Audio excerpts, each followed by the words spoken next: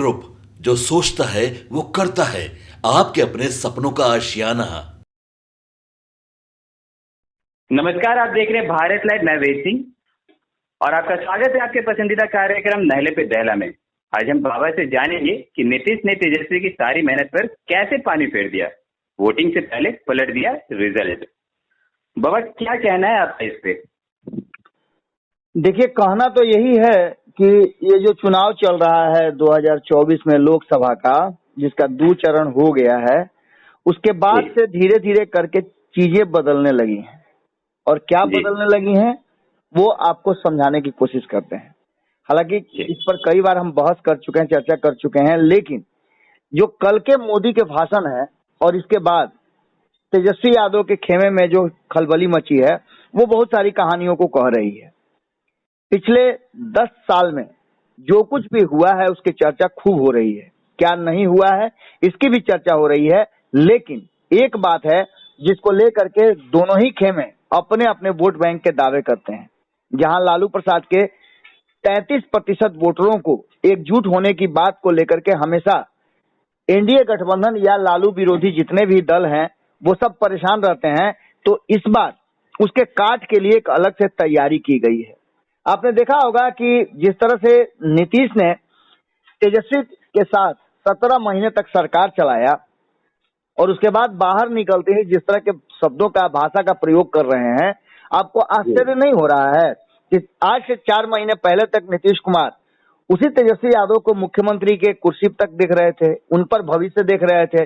आज उन्हीं को बता रहे हैं कि किस तरह के राज्य चलाते थे उनके माता पिता। लालू प्रसाद जिनके साथ बैठ करके वो कहते थे कि गलती हो गई थी, अब ये गलती नहीं दोहराएंगे, जाकर के उनके घर पे माफी मांगते थे, आज उसी लालू प्रसाद को जंगल राज वाला बताते हैं। हालांकि नीतीश कुमार जंगल राज वाला बताने के लिए ही और उनको बताते बताते ही सत्ता में आए थे बिहार की।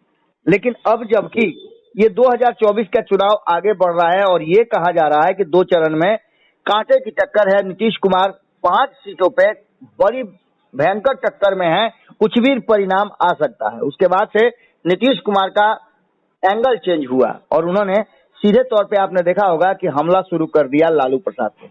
लालू प्रसाद पर हमला के पीछे की इस कारण क्या है, तो इसको अगर गौर से आप देखें तो इसमें सबसे बड़ी बात है कि जातीय समीकरण के आधार पर लालू प्रसाद पूरी तरह से आश्रित और मात देते थे। आपने देखा होगा 2015 में भी उनका समीकरण जब नीतीश कुमार साथ आए तो काम किया, 2020 में भी उनका समीकरण काम करना शुरू कर दिया था और 2024 में उसी समीकरण के डर से, क्योंकि 3 चुनाव में समीकरण तो काम किया, भले परिणाम उनके पक्ष में नहीं आए हों, लेकिन जो वोटर उनके हैं वो वोटर उनके साथ इंटैक्ट रहे। जो 2 चरण के चुनाव हो चुके हैं 9 सीटों पे, उसमें से नीतीश कुमार की सीटों पर ज्यादा जोर लगा हुआ है, क्योंकि 5 सीटें इसमें से नीतीश कुमार की हैं और तीसरे चरण का जो चुनाव होना है इसमें भी 3 सीटें नीतीश कुमार की है। तो इसको कैसे जातीय समीकरण के आधार पर, और लालू प्रसाद ने जिस तरह से एमवाई समीकरण के साथ साथ सहनी और कुशवाहा को भी अपने साथ जोड़ा है, इसको लेकर के कैसे इसका काट पैदा करेंगे, तो इसके लिए नीतीश कुमार के पास एक बहुत पुराना फंडा है जिसको लेकर के नीतीश कुमार एक बार फिर से आए हैं।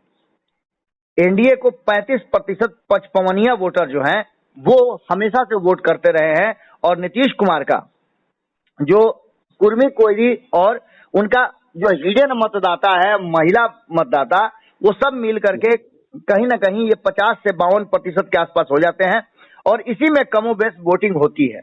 इसको लेकर के एक बार फिर से इन सभी लोगों को भुनाने की कोशिश में लगे हुए हैं नीतीश कुमार। आपने देखा होगा कि अब वो पचपवनिया की बात करते हैं, अब वो इस बात को लेकर के बहुत ज्यादा एग्रेसिव रहते हैं कि आप 2005 से पहले 15 साल इन दोनों ने कैसा शासन किया, लालू और राबड़ी ने। इसके पीछे की कहानी ये है कि वो पुरानी बातों को याद दिला करके इस खास वर्ग को, जिसे आपने देखा होगा कि पचपवनिया भी कहते हैं, और इसको अलग अलग खाने में अगर देखें तो अति पिछड़ा में गैर यादवों को, दलित को, इन सभी को वो डराते हैं, साथ साथ सवर्णों को भी बताते हैं कि आपकी स्थिति क्या थी। यानी कि आप समझिए कि एक बार फिर से जातीय विषाद पर ये खेल शुरू हो चुका है। और अगर इस खेल की बात करें तो कई जगहों पे इसका सीधा सीधा असर देखने को मिल रहा है। हालांकि हमने आपको पहले ही बताया था और आप इस बात को जानते भी हैं कि किस तरह से ये खास जाति जो है वो प्रभावित करती है। यादव और मुसलमान मिल करके इस जगह तक पहुंच जाते हैं जहां लालू प्रसाद को गर्व करना चाहिए अपने वोटरों पे। लेकिन इन सारी बातों के साथ साथ जब हम बात करते हैं झंझारपुर की, तो यहाँ के उम्मीदवार जो हैं रामप्रीत मंडल, उनको लेकर के प्रधानमंत्री नरेंद्र मोदी भी जिताने की पूरी कोशिश करते हैं और उनको जनता से आशीर्वाद दिलवाते हैं। बात मधेपुरा की करें तो यहाँ भी दिनेश चंद्र यादव, जदयू की ये सीट है और यहाँ यादव मतदाता इन्फ्लुएंस करते हैं। यहाँ भी पंचपवनिया का एक बहुत बड़ा वोटर वर्ग है जो नीतीश कुमार के सपोर्ट में रहा है। यही कारण है कि नीतीश कुमार इस सीट पर जीत दर्ज किए हैं 2019 में भी। सुपौल की बात करें तो यहाँ भी यादवों का वोट बहुत अच्छा है, यहाँ मुसलमान भी इन्फ्लुएंस करते हैं। लेकिन हम पहले भी आपको याद होगा कि बता चुके हैं कि यहाँ एक तुरुप का पत्ता है नीतीश कुमार के पास, जो पचपवनिया को अपने साथ रखते हैं। यादव होते हुए भी लालू प्रसाद से डरा करके और इस पचपवनिया मतदाता को सुपौल में वो दिलेश्वर कामत को वोट देने के लिए मजबूर करते हैं। ये है विजेंद्र यादव। इसके साथ साथ अररिया की बात करें हम तो अररिया में आपको पता है कि मुस्लिम बहुल क्षेत्र होने के बाद भी यहाँ से एक हिंदू प्रदीप कुमार जीतते हैं, तो निश्चित रूप से आप समझ सकते हैं कि यहाँ भी कहीं ना कहीं इन्फ्लुएंस तो होता है। यहाँ भी जो मुस्लिम वोटर हैं उसमें भी सेंधमारी करते हैं और साथ साथ पचपवनिया को और अन्य जो समीकरण है गैर यादवों का, गैर मुस्लिम का, उन सारे समीकरणों को जोड़ करके यहाँ प्रदीप कुमार को जिताते हैं। खगड़िया की बात करें तो यहाँ पिछले 2 चुनाव से आप लगातार देख रहे हो कि एलजेपी जीतती आ रही है। इस बार भी एलजेपी को ये टिकट मिला है। यहाँ भी यादव इन्फ्लुएंस करते हैं, लेकिन सबसे बड़ी बात क्या है कि यहाँ एक दाव खेलने की कोशिश की थी लालू प्रसाद ने सीपीएम से। संजय कुशवाहा को यहाँ से टिकट दिया गया था, लेकिन राजेश वर्मा की बात करें तो आप लोग उस क्षेत्र में गए भी थे, लोगों को से आपने जरूर सुना होगा कि हम वोट अगर करते हैं तो मोदी और चिराग को। इस पूरी कहानी का एक ही प्लॉट था कि यहाँ भी पचपवनिया जो है वो कहीं ना कहीं इन्फ्लुएंस करते हैं और इस वोट में उनकी एक बड़ी भागीदारी होती है।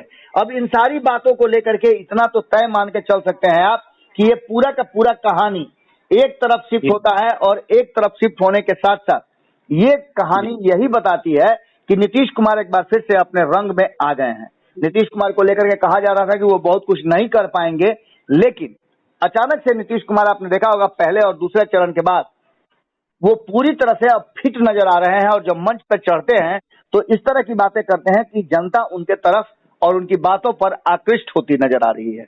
लालू प्रसाद ये नहीं कर पा रहे हैं। एक आध जगह आप लालू प्रसाद को देखा मंच पर, लालू को देखने के लिए और लालू को सुनने के लिए काफी भीड़ लगी, लेकिन नीतीश कुमार अभी पूरी तरह से चुनावी प्रचार में है। यहाँ तक कि नीतीश कुमार ने अपने चुनावी प्रचार का एंगल भी चेंज किया है, अब वो रोड शो भी करने लगे हैं। इसके मायने आप समझ सकते हैं। कल ही आपने देखा कि किस तरह से ललन सिंह को लेकर के वो एग्रेसिव बातें कह रहे थे और बता रहे थे कि किस तरह से इस बिहार की स्थिति को उन्होंने बदला है। अब इन सारी चीजों को लेकर के जहां एक तरफ मोदी मैजिक चल रहा था, मोदी मैजिक धीरे धीरे जो धीमा पड़ रहा था, उस मैजिक में नीतीश कुमार ने कहीं ना कहीं आंच बढ़ा दिया है और पचपवनिया को अपने तरफ करके उनसे उनके वोटर को अपने तरफ ला करके उन्होंने एक बड़ा गेम प्लान रचा है, जो कहीं ना कहीं इस बात की तरफ इशारा कर रहा है कि अब एक बार फिर से जो परिस्थितियां हैं वो बदलती हुई नजर आ रही हैं और नहले पे दहला नीतीश कुमार ने मार दिया है। यानी कि तेजस्वी यादव की सारी मेहनत और लालू प्रसाद का सारा जो तिकड़म था उस सब पर पानी फेर दिया है और वोटिंग से पहले पूरा का पूरा गेम प्लान और रिजल्ट पलटने की कोशिश नीतीश कुमार ने कर दी है। कितना सफल होते हैं ये तो 4 तारीख को पता चलेगा, लेकिन नीतीश कुमार एक बार फिर से अपने रंग में आ गए हैं और जब नीतीश कुमार रंग में आ गए हैं तो आप समझ सकते हैं कि नीतीश और नरेंद्र की जोड़ी कहीं ना कहीं एक बड़ा अंतर पैदा करने के लिए जानी जाती है। तो जैसा कि भी आपने सुना कि बाबा ने किस तरह से बताया कि नीतीश कुमार जी का जो लगातार मतलब जनसभा कर रहे हैं, क्योंकि तीसरे चरण में 3 सीटों पर जदयू सामने नजर आ रही है। तो और भी ऐसे तमाम खबरें देखते रहने के लिए आप बने रहें भारत लाइव के साथ। धन्यवाद। पनोरमा ग्रुप, जो सोचता है वो करता है। अगर ये वीडियो पसंद आई और वह बिहार के राजनीति और बिहारियत से सरोकार रखेनी तो सब्सक्राइब बटन दबा के चैनल के सब्सक्राइब कर ली। ओजे एगो घंटी बा, ओकरा बटन दबा देला से कुल सटीक और मारक खबर रुआ मुफ्त में मिल जाई। अगर रुआ पत्रकारिता के हमनी के नया प्रयोग में सहयोग कर चाहतानी तो ज्वाइन बटन दबा दी।